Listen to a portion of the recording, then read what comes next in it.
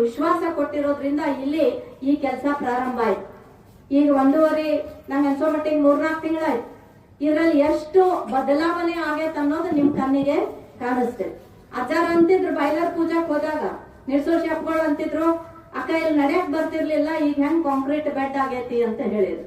ಇಲ್ಲಿ ಎಲ್ಲ ಸ್ವಚ್ಛತೆ ನೋಡಿದ್ಮೇಲೆ ಎಷ್ಟು ಸ್ವಚ್ಛ ಆಗೈತಿ ಅಂತ ಹೇಳಿದ್ರು. ಹಂಗಾಗಿ ನಾ ಇಷ್ಟ ಹೇಳ್ತೇನೆ, ಅಣ್ಣಾ ಸಾಹೇಬ್ ಜೊಲ್ಲೆ ಅವ್ರಿಗೆ ಇರ್ತಕ್ಕಂತ ಸಹಕಾರ ಕ್ಷೇತ್ರ ಬಹಳ ಪ್ರೀತಿ ಕ್ಷೇತ್ರ. ಅವ್ರು ಹುಟ್ಟಿದಾಗಿಂದನೂ ಕೂಡ ಅವ್ರಿಗೆ ಯಾವಾಗ ತಿಳುವಳಿಕೆ ಬಂತು ಅವಾಗಿಂದ ಇಲ್ಲಿ ತನಕ ತನ್ನ ಸ್ವಂತ ಕಂಪನಿಗಳಿಗೆ ಅವರು ಮಹತ್ವ ಕೊಡ್ಲಿಲ್ಲ, ಆದ್ರ ಸಹಕಾರ ಕ್ಷೇತ್ರಕ್ಕೆ ಬಹಳಷ್ಟು ಮಹತ್ವವನ್ನ ಕೊಟ್ರು.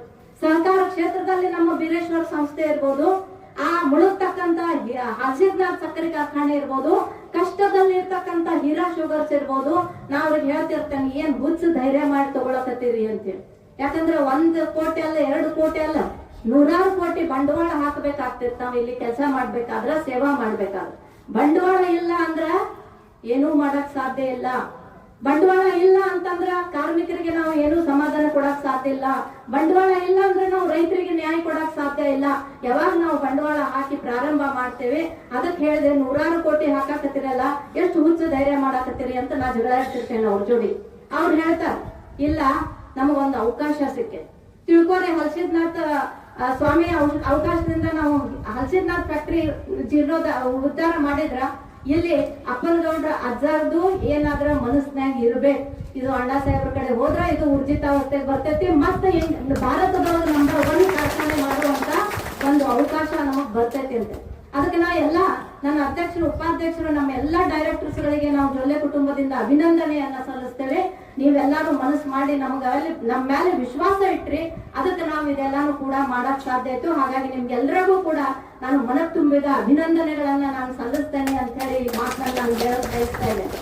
ಈಗಾಗಲೇ ಹೇಳಿದ್ರು, ಬಂದ ತಕ್ಷಣ ಕಾರ್ಮಿಕರ ಪೂಜೆಯನ್ನ ಮಾಡಿ ನಾವಿಬ್ರು ಗಂಡ ಹೆಂಡತಿ ಇಲ್ಲಿ ಕಾರ್ಮಿಕರ ದಿನಾಚರಣೆಯನ್ನ ಪ್ರಾರಂಭ ಮಾಡಿ, ಅಲ್ಲಿಂದ ಈ ಪ್ರವಾಸ ನೀವು ನೋಡಾಕತ್ತೀರಿ.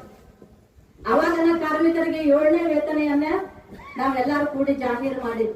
ಅದರ ನಂತರ ಅವರಿಗೆ ಏನು ವಿಮೆ, ಅಕಸ್ಮಾತ್ ಅವ್ರಿಗೆ ಏನಾದ್ರು ಆಕ್ಸಿಡೆಂಟ್ ಆಯ್ತು ಅಥವಾ ನಮ್ಮ ಸದಸ್ಯರಿಗೆ ಏನಾದ್ರು ಒಂದು ಆಕ್ಸಿಡೆಂಟ್ ಆಯ್ತು ಅಥವಾ ಅಚಾನಕ ಮೃತ್ಯು ಆಯ್ತು ಅಂತಂದ್ರ ಅವ್ರಿಗೆ ಏನ್ ಆಧಾರ ಇರ್ತೈತ್ರಿ? ಕಾರ್ಮಿಕರು ಮಧ್ಯಮ ಕುಟುಂಬದಿಂದ ಬಂದಂತವ್ರು, ಕಾರ್ಮಿಕರು ಬಡ ಕುಟುಂಬದಿಂದ ಬಂದಂತವ್ರು, ಅವ್ರಿಗೆ ಏನಾದ್ರು ಆದ್ರ ಅವ್ರ ಹೆಂಡತಿ ಮಕ್ಕಳು ಹಾದಿಗೆ ಬರಬಾರ್ದು ಅಂತ ಹೇಳಿ ಅಣ್ಣಾ ಸಾಹೇಬ್ರು ನಮ್ಮ ಬೀರೇಶ್ವರ ಸಂಸ್ಥೆ ಇರ್ಬೋದು, KOF ಸಂಸ್ಥೆ ಇರ್ಬೋದು,